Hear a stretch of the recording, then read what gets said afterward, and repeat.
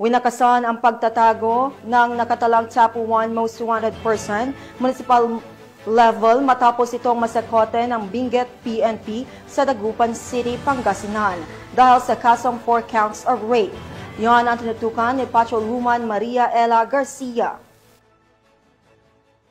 Resto ng mga otoridad ang tinaguriang rank 1 top most wanted person ng Bugyas Municipal Police Station para sa 4 na kasong rape sa ika-4 na quarter ng taong 2025 sa isang matagumpay na operasyon sa Poblacion Oeste, Dagupan City, Pangasinan. Nito lamang Oktubre 11 taong kasalukuyan. Kinilala ang suspect na isang 24 taong gulang, walang asawa, isang laborer at residente ng Mauled, Dagupan City, Pangasinan. Ang nasabing suspect ay dating may nakabinbing warrant of arrest para sa 4 na kasong paglabag sa Republic Act 8353 kaugnay ng Republic Act 7610 sa kasong panggagahasa. Ang warrant of arrest ay inisyo ni Honorable Judge Daniel Dazon Mangalay ng Regional Trial Court, Branch 64 sa Abatan, Bugyas, Benguet para sa mga kasong rape na walang inirerekomendang piyansa para sa bawat kaso. Ang operasyon ay isinagawa ng pinagsanib na puwersa ng Bugyas Municipal Police Station bilang lead unit, Dagupan City Police Station at ng 102nd Maneuver Company ng Regional Mobile Force Battalion 1. Kasalukuyang nasa kustodiya ang naarestong suspect sa Bugyas Municipal Police Station para sa kaukulang dokumentasyon at tamang disposisyon. Patuloy ang PNP sa kanilang dedikasyon na sugpuin ang krimen at tiyakin ang pananagutan ng mga lumabag sa batas, lalo na sa mga kasong may kinalaman sa pang-aabuso sa kabataan at kababaihan para sa isang ligtas at mapayapang bagong Pilipinas.